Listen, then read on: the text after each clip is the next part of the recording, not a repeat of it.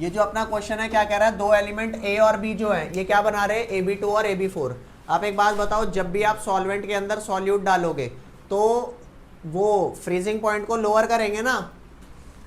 तो यहां पर ध्यान देना, एक केस हम ले लेते हैं, केस 1 AB2 मॉलिक्यूल का।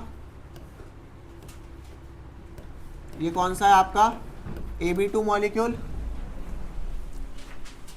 आज वैन ऑफ फैक्टर ना तसल्ली से डिस्कस कर लेंगे, वैन ऑफ समझ में आ जाएगा हमारे को, ठीक है। आ जाओ जी बच्चों, कैमरा बचा के। एक AB2 वाले का केस ले लिया और एक केस कौन सा ले लिया, AB4। बेटा बताएंगे वैल्यू क्या क्या गिवन है। कह रहा है कि when dissolved in 20 gram benzene, तो सॉल्वेंट हमारा क्या हो गया, बेंजीन, तो W1 20 ग्राम हो गया बेंजीन। तो यहां पर ध्यान देना 20 ग्राम बेंजीन है, यहां भी इस केस में भी क्या है आपका W1 20 ग्राम है। अब यहां पर क्या है, दोनों के आपने AB2 का भी 1 ग्राम डिसॉल्व किया है और AB4 का भी 1 ग्राम डिसॉल्व किया है, बट दोनों में लोअरिंग ऑफ बॉइलिंग वो क्या बोलते हैं फ्रीजिंग पॉइंट अलग अलग है। इसमें W2 कितना डिसॉल्व किया है, 1 ग्राम, और डेल्टा TF की वैल्यू बता भैया कितनी आई है, 2.3 केल्विन। यहां पर आपने W2 कितना डिसॉल्व किया है, 1 ग्राम, और डेल्टा TF कितना आया बेटा, 1.3 केल्विन, ठीक है। तो जो आपका फॉर्मूला हुआ करता था वो क्या होता था, delta TF is equal to, भाई ये सारी चीजें तो अपने को गिवन है ना, ये वाली चीज तो अपने को गिवन है, ये वाली क्या है, ये सारी चीजें गिवन है। तो यहां पर ध्यान देना, डेल्टा TF की वैल्यू क्या हो जाएगी, KF इंटू मोलालिटी, मोलालिटी हो जाएगा W2 by M2 into 1000 bye W1। तो M2 की वैल्यू क्या आ जाएगी, यहां से मोलर मास निकाल लेंगे क्योंकि मोलर मास अपने को पता नहीं, मोलर मास यहां भी अपने को पता नहीं, ठीक है। तो दोनों के मोलर मास निकालो, क्या आ जाएंगे, इधर आ जाएगा molar mass KF multiply whole divided by, value put करो, क्या क्या आएगी, करियो भैया क्या वैल्यू आएगी, KF कितना दे रखा है 5.1 multiply 1 multiply 1000 divided delta TF 2.3 multiply 20। बताओ भैया यहां से M2 आ जाएगा, समायरा आया समझ यहां तक, यस सर। तो यहां से जो M2 आएगा तो क्या मैं बोल सकता हूं ये M2 जो आया है ये AB2 का है, और AB2 का जो मास होगा वो A+2B होगा क्या, हाँ जी सर। बोलो। तो ये लीनियर इक्वेशन इन 2 वेरिएबल मिली, A+2B इज इक्वल टू जो वैल्यू आएगी। नेक्स्ट केस, नेक्स्ट वाला क्या सॉल्व करेंगे, यहां ध्यान देना, नेक्स्ट सॉल्व करोगे आप, delta TF is equal to again वही होगा KF into W2 by M2 multiply यहाँ पर 1000 डिवाइडेड W1। तो M2 की क्या वैल्यू आ गई, सर आ गया समझ। हो गया। यहां से भी एक इक्वेशन आ जाएगी, सॉल्व कर लेना, ठीक है। चले बेटा आगे चलो। बच्चों वैन ऑफ फैक्टर में कितनों को डाउट है, एक बार हाथ उठाओ फटाफट। वैन ऑफ फैक्टर एक बार दोबारा समझते हैं क्योंकि वैन ऑफ फैक्टर जल्दी से समझ नहीं आता। यहां ध्यान देना, मैंने आपको सिंपल सी एक बात बताई कि जो हमारा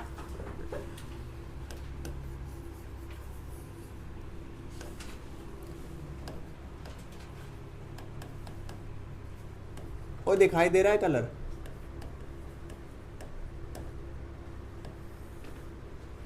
या ध्यान देना, जैसे मैंने आपको कहा डेल्टा TB की वैल्यू KB इंटू मोलालिटी है, डेल्टा TB की वैल्यू क्या है, KB इंटू मोलालिटी। आपने 1 मोल सॉल्यूट डाला 1 kg सॉल्वेंट में, तो मोलालिटी कितनी आई, 1 मोलल, कितनी आई मोलालिटी बेटा, 1 मोलल। लेकिन मान लो अगर आपने 1 मोल सॉल्यूट जो डाला था उसका हर पार्टिकल 2-2 में डिसोसिएट हो गया, तो आपने जितने पार्टिकल्स डाले थे वो टोटल कितने हो गए, डबल, क्या हो गए, डबल। तो जो आपके डेल्टा TB की वैल्यू KB इंटू M आनी चाहिए थी, अब वो कितनी आएगी, 2 multiply by KB into M। ये 2 क्यों मल्टीप्लाई हुआ, क्योंकि सारे पार्टिकल क्या हुए हैं, दो दो, और उनको ये मतलब नहीं है आपने कितना मास डाला है, वो अंदर जाके टूट गए तो पार्टिकल तो डबल हो गए ना, तो कॉलिगेटिव प्रॉपर्टी भी क्या हो जाएगी, डबल। बोलो, तो सिंपल सी बात है, अगर 3 में टूटे होते तो कॉलिगेटिव प्रॉपर्टी क्या होती, 3 इंटू के बी इंटू एम। तो मैं सिंपल ये बात बोलूंगा कि वैन हॉफ फैक्टर जो होता है बेटा, जो वैन हॉफ फैक्टर होता है आई की वैल्यू वो 1 होती है इन केस नीदर डिसोसिएशन, ना तो डिसोसिएशन हो ना तो एसोसिएशन हो, तो इस केस में 1 होती है। लेकिन मान लो अगर कोई चीज डिसोसिएट हुई है, डिसोसिएशन के केस में क्या होगा, 2। कोई चीज मान लो बेटा ट्रिसोसिएट हुई है, अरे बोलो तो कितनी होगी, 3। 4 में टूटी है तो 4, लेकिन 3 वैल्यू तभी रीच करेगी जब ट्रिसोसिएट 100% हो। अगर 100% नहीं हुआ होगा तो हाँ, तो 3 और 1 के बीच में रह गई।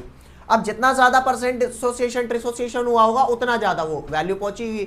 और नेक्स्ट, अगर मान लो वो मिल करके डायमर बना रहे हैं तो 1/2 1/2 एग्जैक्टली 0.5 होता है, मतलब 0.5 और 1 के बीच में अगर 100% एसोसिएशन नहीं हुआ तो। ठीक है, पहले ये बताओ, ये बात समझ में आई कि नहीं आई कि डिसोसिएशन में 1 से ज्यादा, एसोसिएशन में 1 से कम। अगर पार्टिकल जितने डाले सारे 2-2 में टूट रहे हैं तो वैल्यू 2 होनी चाहिए, 3-3 में टूट रहे हैं 3, 4-4 में टूट रहे हैं। अगर जितने डाले थे एग्जैक्टली कंबाइन होकर 2-2 के ग्रुप बना रहे हैं तो नंबर ऑफ पार्टिकल कितने हो जाएंगे, हाफ। आपने 100 डाले तो 50 हो जाएंगे ना, 500 डाले तो 250 हो जाएंगे, तो हाफ हुए, तो उस केस में हाफ होगा। अगर ट्राइमर बना रहे हैं, 3-3 के बना रहे हैं ट्रिपलेट, तो 1/3 होगा, 1/3 होता है 0.33। तो 0.333 वैल्यू तभी रीच करेगी जब 100% होगा। यहां तक कोई डाउट? चले आगे। अरे लिखें, एक क्वेश्चन दे रहा हूं बेटा, वो क्वेश्चन ट्राई करेंगे। लास्ट वाला जो क्वेश्चन कराया था वो दोबारा कराने की जरूरत है तो बताओ, है दोबारा करा दूं? आओ,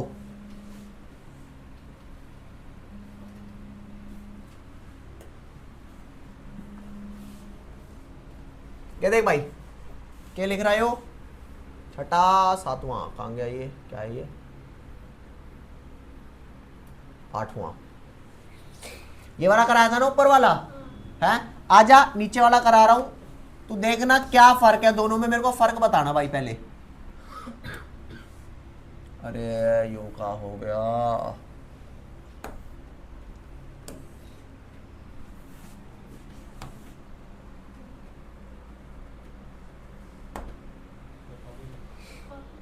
कॉपी कर लूं, कॉपी कर लूंगा ये बोर्ड।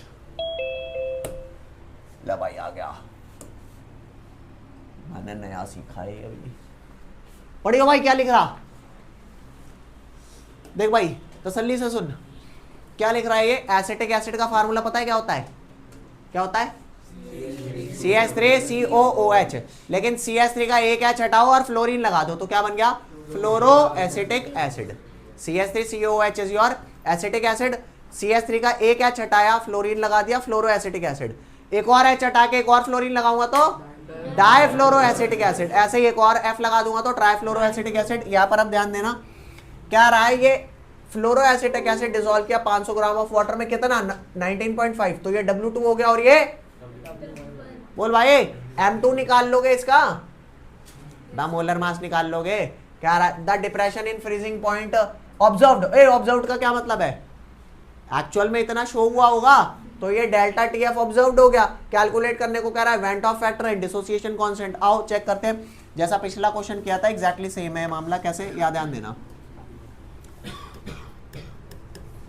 चेक कर W2। ये आपका जो दे रखा है फ्लोरो एसिटिक एसिड, ये ऐसा ही तो होता है CH2FCOOH। तो ये आपका हो गया सॉल्यूट। बोलो रे, नेक्स्ट क्या हुआ आपका, वाटर क्या हो गया, सॉल्वेंट हो गया। यहां तक कोई डाउट? कोई डाउट नहीं। अब क्या रहा है, W2 की वैल्यू कितनी दे रखी है, 19.5 ग्राम। M2 बता कितना दे रखा है, M2 फ्लोरीन कितना लेंगे काका,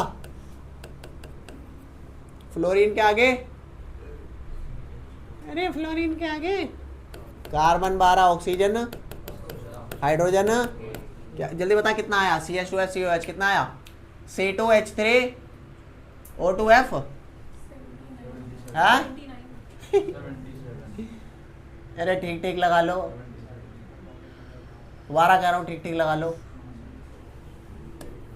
हर साल तो ये आता है, तुम पता नहीं क्या अलग अलग ले आ रहे हो। 19 हाँ, मैंने क्या लिखा? 78 है ना, हर साल यही आ रहा है। इस बार पता नहीं कहाँ से 79 77। W1 बोल रहे हैं कितना है? 500 ग्राम। और क्या करने को कह रहा है? डेल्टा TF ऑब्जर्व्ड कितना है? कितना है? 1 डिग्री C। अबे ये 1.00 भाई डिग्री है भाई, डिग्री क्या है ये? अरे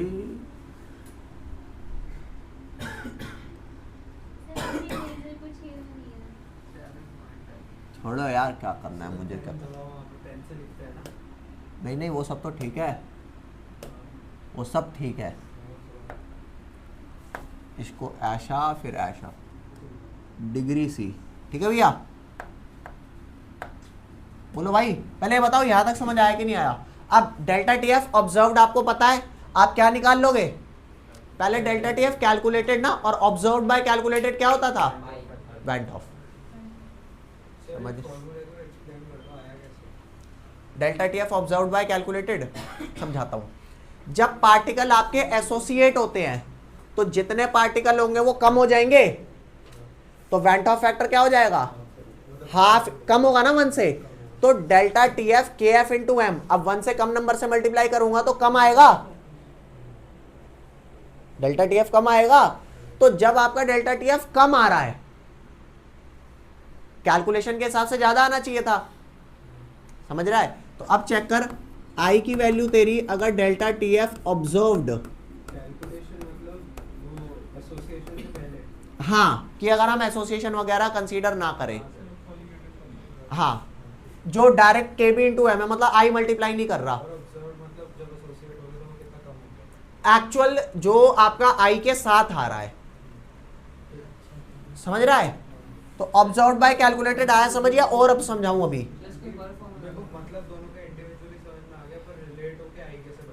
अच्छा ये कैसे? देख, पिछले वाले केस में जो हमारा एसोसिएशन का केस था, वहां पे ऑब्जर्व्ड उन्होंने कितना बोला हुआ था? 1.62, और जो हमने कैलकुलेट करके निकाला था, कॉपी चेक करोगे ना तो 3.21 निकाला था।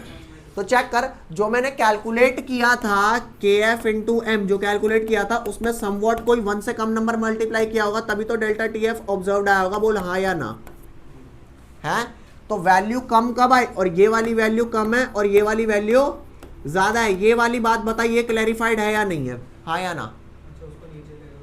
तभी तो वैल्यू कम आएगी। अभी आया समझ? एक किसी को कोई डाउट? भाई तुम्हें एक बात बताऊं, तुम अपने अपने डाउट ना अपने आप पूछा करो। हाँ, जब डिसोसिएट होता है तो फॉर्मूला सेम रहेगा या फिर हम कैलकुलेट? नहीं नहीं नहीं, सेम रहेगा, क्योंकि अब I की वैल्यू ज्यादा आनी है ना, 1 से ज्यादा तो तभी आएगी जब, अभी याद ध्यान देख, मैं 2-4 क्वेश्चन 2-3 क्वेश्चन इसके डिस्कस कर लेता हूं। चीजें सेम टू सेम है, मैं सेम चीज रिपीट करा रहा हूँ। आज की क्लास अगर आप वेंट ऑफ फैक्टर में खा भी जाते हो तो कोई नई बात नहीं है, लगता है टाइम, वेंट ऑफ फैक्टर यहाँ फील करने में लगता है टाइम, ठीक है? याद ध्यान दे फटाफट। तो डेल्टा TF ऑब्जर्व्ड आ गया बेटा। अब क्या मैं ये बोलूं कि मैं डेल्टा TF पहले कैलकुलेटेड निकाल लूं? बोल भाई, डेल्टा TF कैलकुलेटेड कैसे आएगा? वही KF इंटू M, और M क्या है? मोलैलिटी। KF कितनी वैल्यू दे रखी है वाटर की? दे रखी है क्या? लिख ले, KF फॉर वाटर कितना होता है? 1.86 kg पर मोल, ये वैल्यू होती है। तो KF 1.86, और मोलालिटी का फॉर्मूला क्या? W2 बाय M2 मल्टीप्लाई में 1000 बाय W1। वैल्यू डाल फटाफट, 1.86। अरे बोलो, 1.86 मल्टीप्लाई कितना? W2 कितना हुआ? जल्दी बोल। 19.5 डिवाइडेड मोलर मास जल्दी बोलता जा फटाफट। इसके नीचे 500, तो ये वैल्यू कट पिट के कितनी आई? हाँ कैलकुलेट, मान लू कैलकुलेशन सही कर रहे हो। 0.93 डिग्री सी क्या दे, कैल्विन क्या दे, कोई इशू नहीं बेटा। डेल्टा टी एफ कैलकुलेटेड, बोल समझ आया? अरे बोल भाई। ओ ताऊ कैलकुलेटेड कम आ रहा है बट एक्चुअल आंसर ऑब्जर्व्ड ज्यादा है, क्यों? क्योंकि डिसोसिएशन केस है ना, 1 से ज्यादा नंबर से मल्टीप्लाई हो रहा होगा। अबे भौंको भाई, याद आन दे, आई की वैल्यू क्या हो जाएगी? डेल्टा टी एफ क्या? ऑब्जर्व्ड बाय, अबे इसमें कोई लोचा नहीं है, मुझे कोई लोचा। क्या है जल्दी बोल। 1.075। ओह माय गॉड, 075 भी लिखेगा। ले आई की वैल्यू आ गई। अब आई की वैल्यू आ गई। आई की वैल्यू मैंने कैसे रिलेट करने को कहा था? पिछले वाले केस में 2 मॉलिक्यूल बेंजोइक एसिड के क्या बने थे? Whole twice. अरे पिछले भाई दोबारा करा दूंगा, क्यों रो रहे हो? वो वाला दोबारा करा दूंगा, आज फिर कर लेंगे। तुम बस है ना बढ़िया सा फील करो इस क्वेश्चन में। इस क्वेश्चन के इसके 2-3 तरह के क्वेश्चन करें, तुम्हें मजा सा आना चालू हो जाएगा मैंट ऑफ फैक्टर में। तुम तैयार हो जाओगे आगे का कुछ बढ़िया करने के लिए। तो 1.075 आया। अब एसिटिक एसिड बेटा कैसे टूटता है? CH3COH कैसे टूटता है पानी में डालने पे? CH3CO माइनस प्लस, है ना? तो कोई दिक्कत नहीं, फ्लोरो एसिटिक एसिड तोड़ ले। ये देख FCH2CO- कैसे टूटेगा? जब पानी में जाएगा तो H2COO माइनस प्लस बेटा। हाँ तो इनिशियली ये 1 मान लू 100%। अरे पहले भी तो वो 1 माना था भाई ये। तो ये इनिशियल क्या रहेंगे? और ये 1 में से कितने x माइनस 1x, क्यों? क्योंकि यहां पर एक ही है और यहां पर जल्दी बोल, और यहां पर हाँ। तो अब इनका सम मैंने बोला था ना आई होता है। अरे मैंने बोला था ना फॉर द टाइम बिंग रट लो कि आफ्टर डिसोसिएशन या एसोसिएशन इनका फाइनल सम क्या होता है? आई होता है। तो यहां पर 1 minus x plus x would be equal to आई। तो 1 प्लस एक्स क्या आया बेटा? आई की वैल्यू कितनी है? 1.075 बोल हाँ या ना। एक्स की वैल्यू कितनी आई? Is that clear? X is equal to 0.075 बोल हाँ या ना। आया। अब फटाफट लिख इसे जल्दी, पहले इधर फटाफट लिख भाई। बता दिया कर हमें भी कुछ बेटा। किसी को कोई डाउट ऑनलाइन स्टूडेंट? सर पूछ रही थी, ये वाला तो समझ आ गया, लेकिन वो जो न्यूमेरिकल क्लास है कि उसका पीडीएफ दीजिएगा। अच्छा पीडीएफ भेज देंगे, क्यों टेंशन में हो? पीडीएफ भेज दूंगा। बता ये वाला स्टेप। इस वाले स्टेप में सिंपल ये है कि आज ये डिसोसिएट हो रहा है ना, तो इनको तोड़ करके इनके नेगेटिव पॉजिटिव आयन लिख दो। आपको मैं ये बताता हूँ, ये वाली बात पता है आपको, जो ऐसे लिखते हैं कि N2 + 3H2 जो होती है, अगर वो 2NH3 दे रहा है, तो अगर मान लो ये 3 मोलर है, ये 8 मोलर है, ये 0 है, तो 3 - 1x करते हैं, ये 8 - 3x करते हैं, और ये 2x करते हैं। ये वाली बात क्लियर है नहीं है? नहीं है ना? बात सुन। मान ले इनिशियल इनकी कंसंट्रेशन है, इसकी नहीं है। जब हम रिएक्ट कराएंगे और रिएक्शन इक्विलिब्रियम सेटअप होगा, क्या सेटअप होगा इसमें? इक्विलिब्रियम। तो इक्विलिब्रियम अगर सेटअप होगा तो मेरी बात सुनना, ये अभी रिएक्ट पूरे नहीं हुए होंगे, बचे होंगे, तब भी रिएक्शन रुक जाएगी। तो कितना बचा है? वो इतना बचता है 3 माइनस कुछ तो रिएक्ट करने गया होगा, तो उतना जाएगा जितने कोफिशिएंट है। और यहाँ कितना जाएगा? 8 माइनस कितना? अरे तुम में से कोई ऐसा बालक जिसे ये वाली बात ना क्लियर हो भाई, प्लीज बोलो हाँ या ना। होंगे, तुम में से होंगे एक आध ऐसे जिसे ये क्लियर नहीं है। बोलो भाई, बता दिया करो। अब भी अनजानी सा फील होता है क्या क्लास में? अबे पूछ सकते हो, ये बात तो पता लग गई होगी, कुछ भी पूछ सकते हो भाई। सर कैसे हो आप?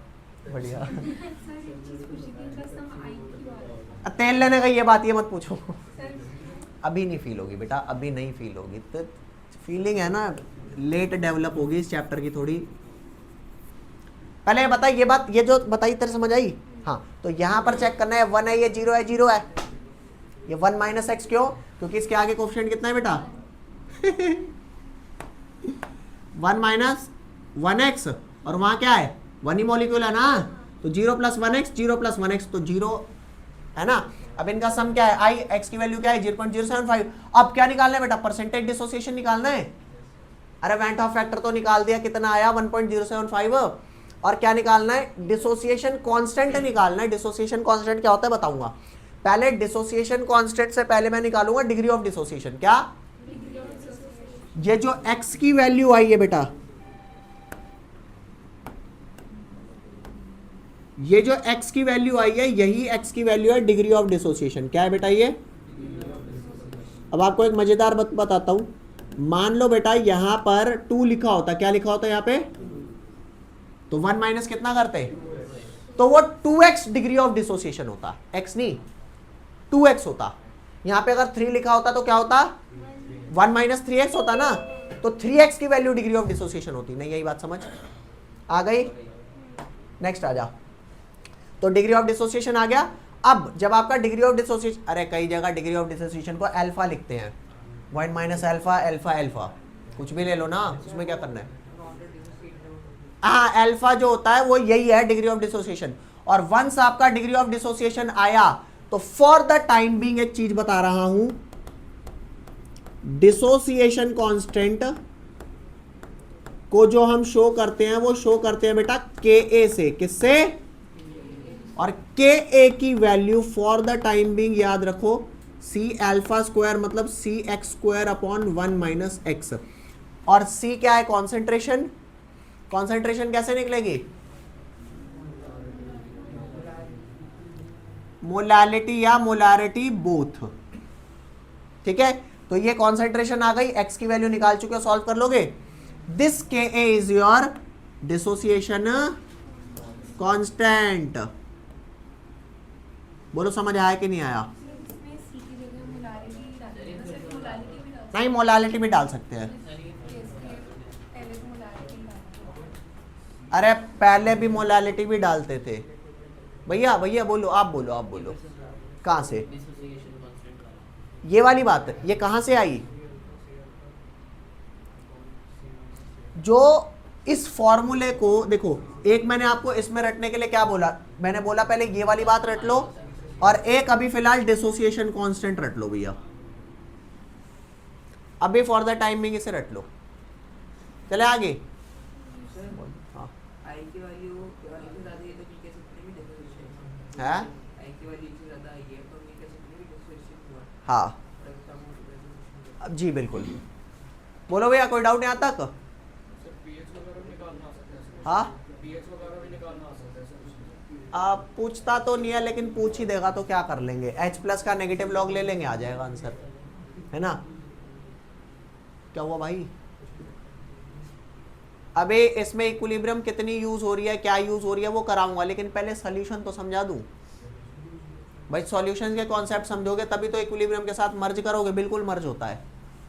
चलें आगे।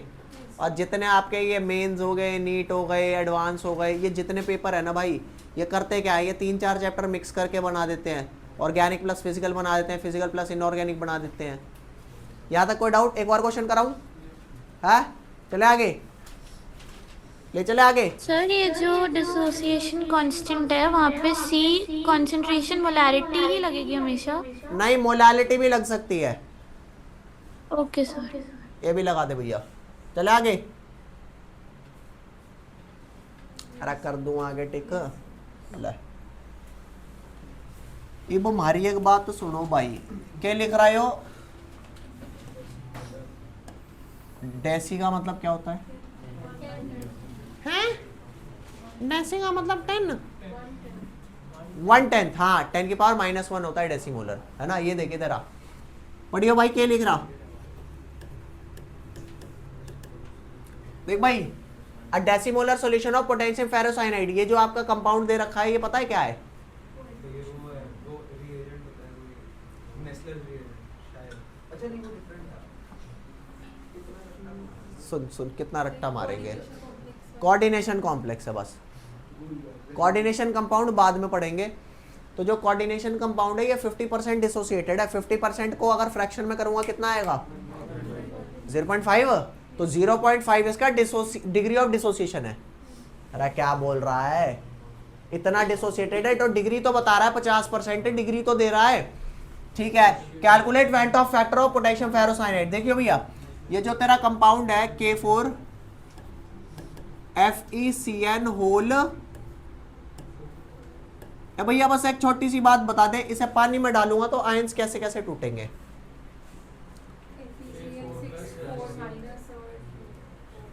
FeCN6 4 माइनस, एक आयन होगा। ठीक है, और 4, ये बात समझ में आई कि नहीं आई? कोई ऐसा बच्चा जो कहता हो मेरे को ये डिसोसिएशन समझ नहीं आया, अरे बोलो। अब कंप्लीट 4 नेगेटिव, इस पे ये cross multiply get the answer है। तो अब वो क्या कह रहा है? अब देख initial at time is equal to 0 है, क्या रहे होंगे? ये कितना रहा होगा? ये कितना? ये कितना? अब जब ये पूरे at time is equal to t completion, अब जब कंप्लीट हो गया होगा तो ये कितना रहा होगा? जल्दी बोल। अरे भाई 1 माइनस कितना?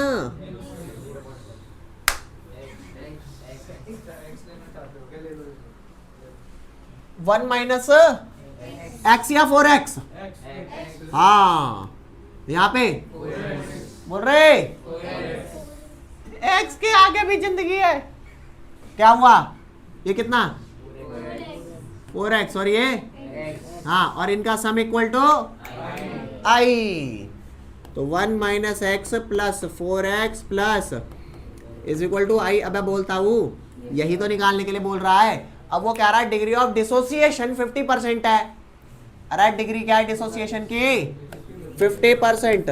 और 50% क्या हो गया? 50 बाई कितना आया? 0.5। अब बता 0.5 इसकी वैल्यू है ना।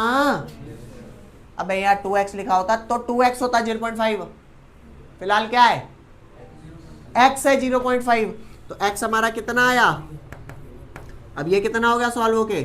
x तो x गयो 1 plus 4x is equal to i 1 plus 4 into,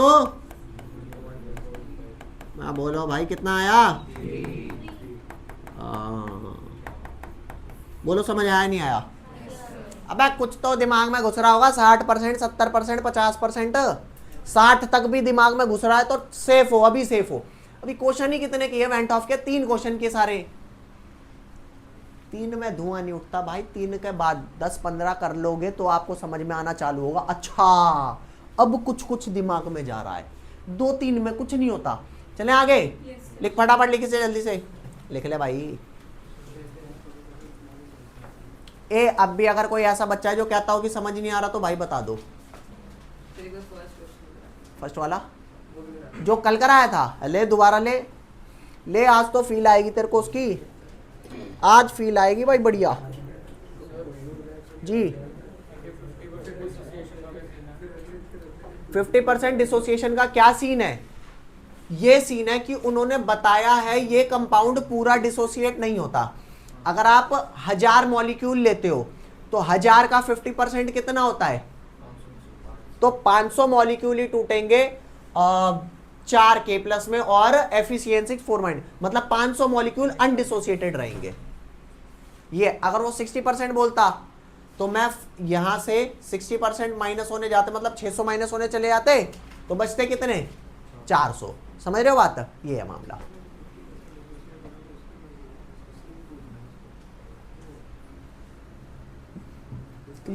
clear है? चलें पहले वाला क्वेश्चन फिर देखना एक बार। अरे बोलो, नहीं देखना है? अरे कोई ऐसा जिसे नहीं आया हो देख लो। टेस्ट में देखूंगा बेटा कितना आया तुम्हें समझ है। कितने नंबर आए थे तेरे? सर क्लासिफाइड है सर टॉप सीक्रेट है वही बोला है अबे वो तो मेरे पास पड़ा नहीं है क्या, ये देख बस यहाँ से तेरा नाम पूछूंगा किसी एक से नाम पूछूंगा, नाम बोलिए उसका, नाम ही नहीं पता किसी को। सर सबका नाम बोलो जिसका नहीं होगा वो इसमें देख रहा है प्रॉपर नोट ये तो जाएगा बेटा। वैसे तो मैं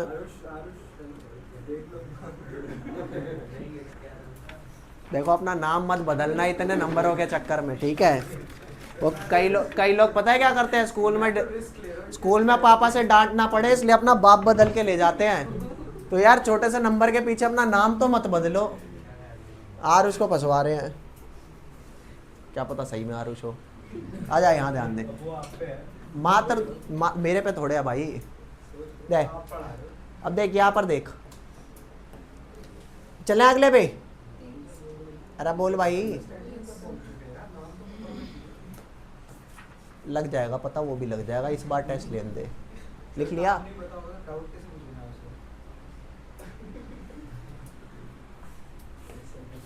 ले ओ भैया, कॉलिगेटिव प्रॉपर्टी क्या होती है? जल्दी बोल, कॉलिगेटिव प्रॉपर्टी क्या होती है? The property which depends on number of solute particle present in the solution. अरे समझ आ गया, इररेस्पेक्टिव ऑफ देयर, अब लिखा नहीं लिखा, colligative property are those property of solution which depend on the number of solute particle and not upon their, देख रहे हो नेचर नहीं ध्यान दे रहे हैं यहाँ पे। अब भैया नेक्स्ट क्वेश्चन देख, कह रहा out of 1 molar glucose and 2 molar glucose which one will have higher boiling point? है क्यों 2 मोलर? क्योंकि 2 मोलर की मोलारिटी ज्यादा है तो मोलालिटी भी ज्यादा होगी, तो डेल्टा टी भी आएगा के बी इंटू एम, और डेल्टा टी भी ज्यादा तब आएगा ना जब कंसंट्रेशन ज्यादा होगी, क्योंकि के बी तो कांस्टेंट है, तो जिसकी मोलारिटी ज्यादा उसका बॉइलिंग पॉइंट। अरे बोलो, वेरी नाइस। नेक्स्ट आजा, क्या लिख रहा है? यू देख क्या लिख रहा, what happen when the external, क्या कह रहा? What happen when the external pressure applied become more than the osmotic pressure? क्या क्लियर है? अगला देख क्या है, ये मजेदार है भाई। Outer hard shell of 2 eggs are removed. One of the egg is placed in pure water, other is placed in saturated solution of sodium chloride. ये है डिटेल में डिस्कस करने वाला। अरे भाई यही बातें बस ना समझ में नहीं आती।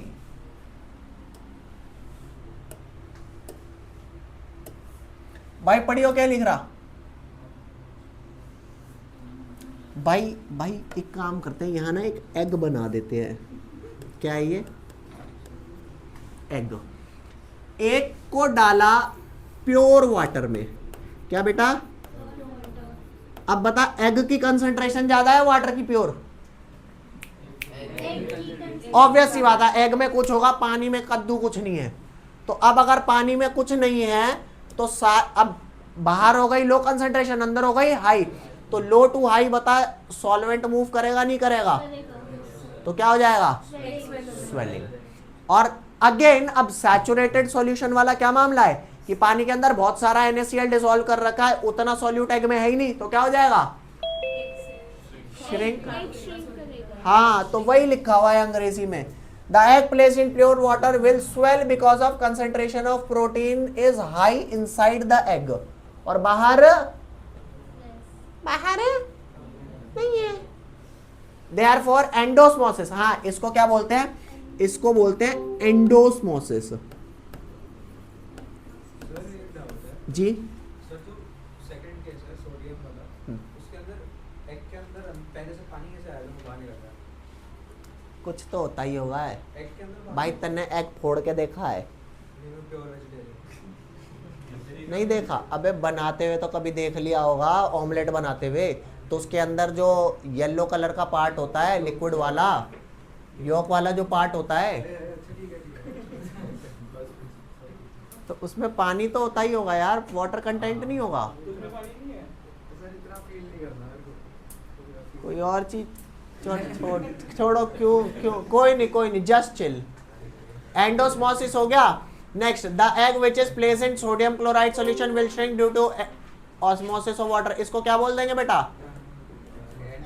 एक्सोस्मोसिस। बता समझ में आयो कि नहीं आयो?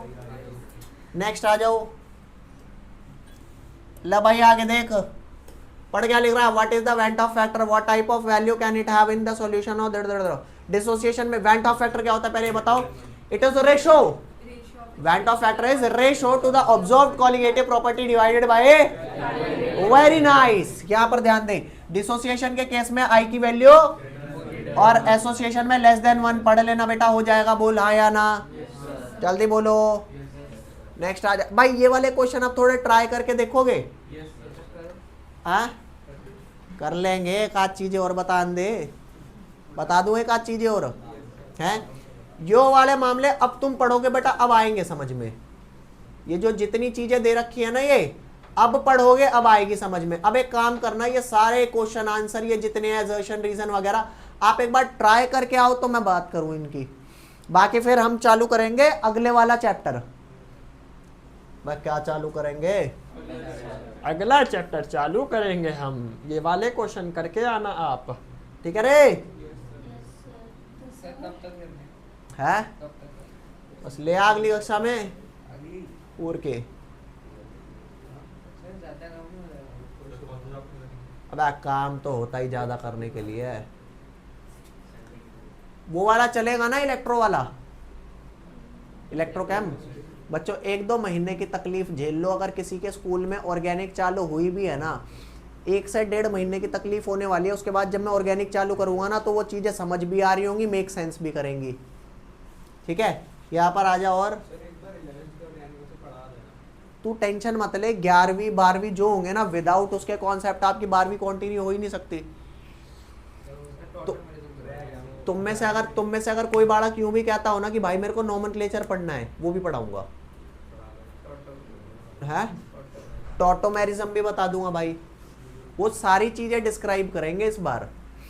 जब आप अच्छे लेवल के क्वेश्चन लगाओगे ना, तो उसमें बहुत कुछ है। सर, हाँ सेकंड चैप्टर में गैल्वेनिक सेल भी है क्या? है? गैल्वेनिक हाँ, सेल हाँ, हाँ। वो हमारे को से हटाया था। नहीं हटेगा नहीं वो। नहीं, पिछले साल हटाया था। वो हटेगा नहीं वो कोर्स में अपने। और कोई क्वेश्चन नहीं है क्या यार? एक चीज और बता रहा हूं बच्चों, एक चीज और बता रही हूं, ठीक है? यहां पर ध्यान देना। हमने टोटल कितनी तरह की कॉलिगेटिव प्रॉपर्टी पढ़ी? 4। तो जो हमारे 4 फार्मूले हुआ करते थे ना, वो चारों के चारों फार्मूले कुछ ऐसे हैं बेटा। जो आपने पढ़ा P01 माइनस PS अपॉन में P01 इज इक्वल टू, पढ़ा था? ये पहला फॉर्मूला था। अगला क्या था? Delta TB is equal to KB into M। उसका अगला delta TF is equal to KF into M। चौथा pi is equal to CRT। ये सारे पढ़े? तो आपने 4 कॉलिगेटिव प्रॉपर्टी पढ़ी। इन चारों को अब मैनिपुलेट कर देते हैं इन केस ऑफ एसोसिएशन और डिसोसिएशन। वेंट ऑफ फैक्टर में क्या हो जाता है? सारी चीजें क्या हो जाती हैं बेटा? I टाइम्स हो जाती हैं। I times X2, I times KBM, I times KFM और I टाइम्स। ये वेंट ऑफ फैक्टर वाला मामला है। बोल भाई बाबा को, ठीक है। अब नेक्स्ट बात करते हैं, इन चारों कॉलिगेटिव प्रॉपर्टी में बेस्ट कौन सी है? इन चारों वाली में है? ओके, उसका क्वेश्चन पेपर में नहीं आया है? नहीं, बताता हूँ। एक बढ़िया सा आंसर देता हूँ आप लोगों को। इस वाले केस में भाई ध्यान दियो, बॉइलिंग की नीड है। क्या नीड है? तो बॉइलिंग होगी हाई टेम्परेचर पे। इस वाले केस में क्या नीड है भैया? फ्रीजिंग की नीड है। और फ्रीजिंग होगी किस पे? लो टेम्प। फोर्थ वाली बेस पे उसके लिए कुछ करना। इस वाले पे neither boiling nor freezing. Neither boiling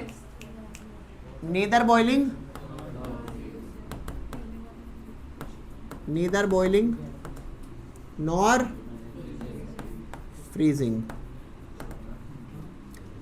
That is, all calculation occur at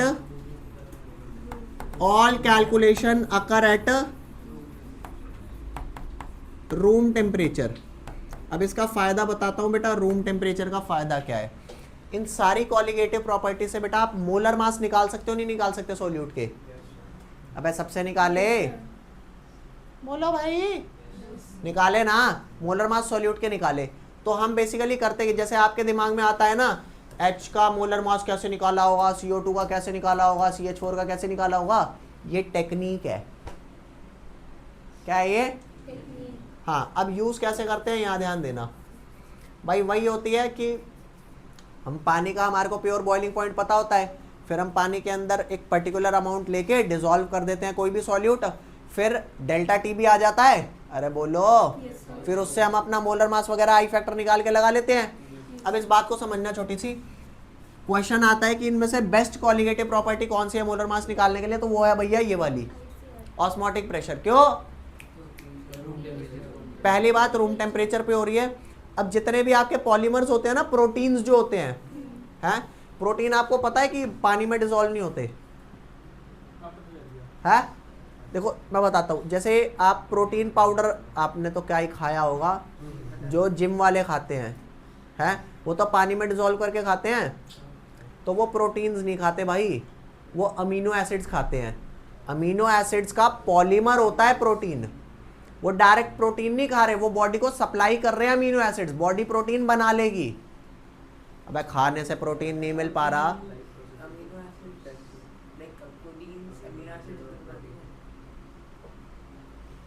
protein बनते हैं अमीनो एसिड से. Amino acid amino acid amino acid बहुत सारे जुड़ते हैं, पॉलीमर बनता है, दैट इज योर प्रोटीन. ठीक है. तो डायरेक्ट प्रोटीन नहीं खाया जाता, अमीनो एसिड्स खाए जाते हैं. अबे वो तो पानी में सॉल्युबल होते हैं ना. ठीक है. तो अगर मैं किसी प्रोटीन मॉलिक्यूल की बात करूं, प्रोटीन, अबे यार प्रोटीन पता है क्या होता है?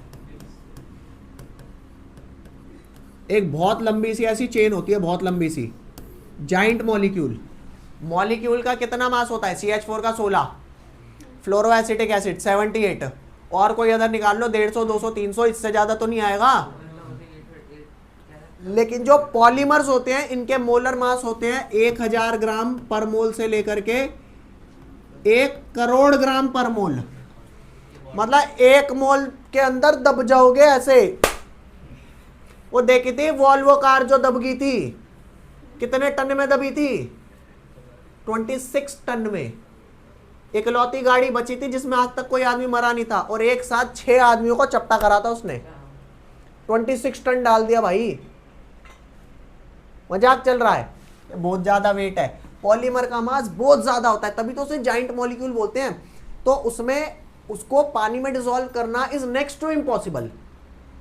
तो अब उनके मोलर मास कैसे निकाले अगर वो पानी में डिसॉल्व ही नहीं हो रहा? तो इसलिए हम इस वाले मेथड को लेते हैं. पहला, क्योंकि जो ऑस्मोटिक प्रेशर की जो वैल्यूज होती है ना, ये बहुत सेंसिटिव होती है. Even for very dilute solution भी होता है ना, तो इसमें पाई की वैल्यू में बहुत अच्छा खासा चेंज आता है. नहीं आई बात समझ?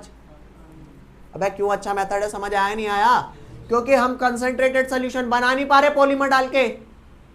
मैं बोलो, बना रहे हैं डाइल्यूट. अब तुम सोना अगर वो वाले तराजू पे तोलोगे जिस पे आलू तोल के मिल रहे हैं, तो सोने का मामला चल पाएगा क्या? 100 ग्राम सोना फालतू दे दे, धनिया है क्या फालतू दे दे? भाई 100 ग्राम सोना थोड़े फालतू दिया जा सकता है, 10-20 ग्राम फालतू ऐसे ही चला गया, नहीं दिया जा सकता ना. तो बात सुनना कि पॉलीमर इतने डिसॉल्व ही नहीं होते. तो इतने डिसॉल्व ही नहीं होते तो भाई कोई सेंसिटिव मेथड चाहिए ना. तो osmotic pressure method is very much sensitive. और दूसरा, जो पॉलीमर्स होते हैं ना, प्रोटीन मॉलिक्यूल्स होते हैं, वो हाई टेम्परेचर मतलब बॉइलिंग पे या लो टेम्परेचर फ्रीजिंग पे डिस्ट्रप्ट हो जाएंगे.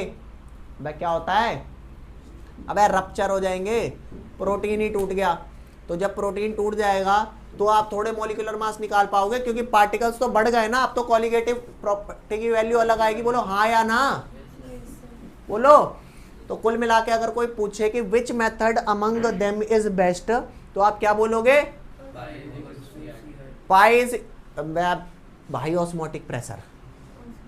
Osmotic pressure method is best among all 4 because it occurs at room temperature, no need to boil और वेरी नाइस, ना बॉयल करना ना फ्रीज करना। और दूसरा इट इज मच सेंसिटिव, समझ रहे हो, तो इसलिए ये बढ़िया है। और एक बात और, molarity is used instead of molality. इसका क्या फायदा है?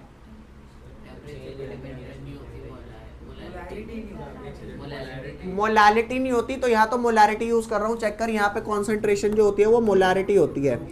तो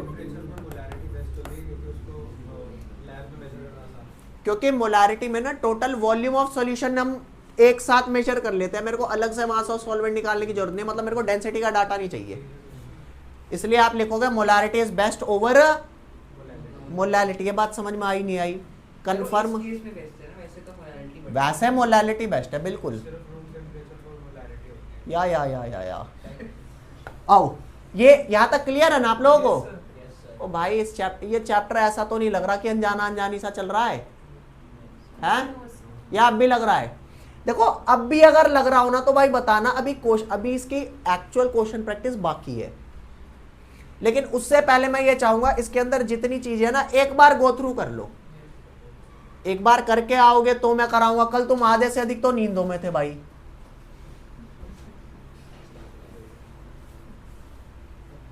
पाँच 6 साल लग जाएंगे नीचे करने में से।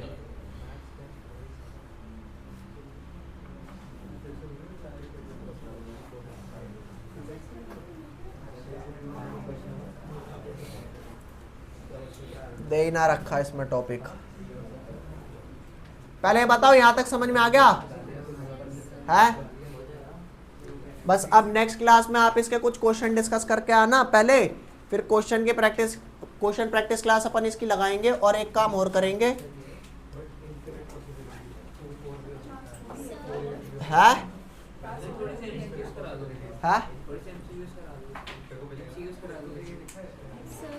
हाँ रिवर्स ऑस्मोसिस, हाँ ये बता देता हूँ क्या है। ये तो अभी हो भी जाएगा वैसे। बच्चों याद ध्यान देना। ओए एक टॉपिक देख फटाफट, चाहे जो मर्जी कर ले मैं नहीं मानूंगा।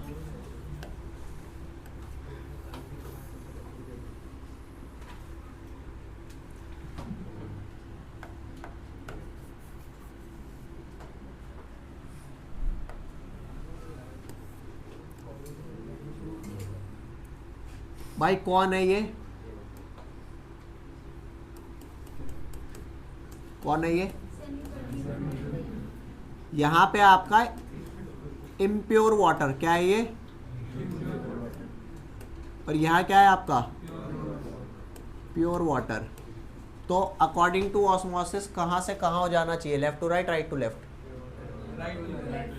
राइट टू, सबको पता है राइट टू लेफ्ट जाना चाहिए। तो लेता हूँ इसे यहाँ भेज दे।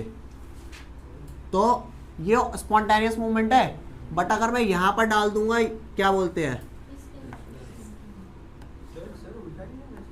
मतलब? हाँ तो सॉल्यूट तो अलाउड ही नहीं है ना जी, जाता सॉल्वेंट है भाई। याद रख घरों की दीवारों में से पेंट नहीं आता बगल वाले का, सीलन आती है सिर्फ। ये दीवारें भी तो आपकी एसपीएम ही काम कर रही हैं, और कौन सी लोगे मेम्ब्रेन एसपीएम है भाई? सीलन आ तो रही है, पेंट आ रहा है क्या बगल वालों का कभी? ताऊ यहाँ नहीं आ रही ना, यहाँ भी मंगाएगा।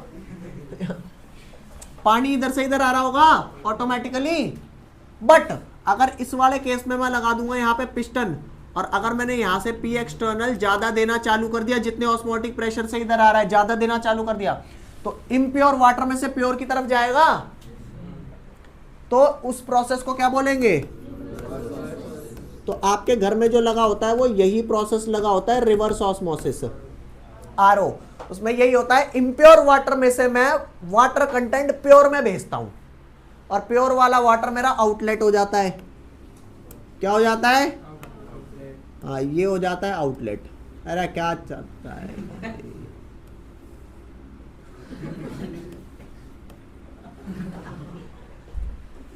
कुछ नहीं कह सकते, वो कह रहा है भाग यहाँ से तू।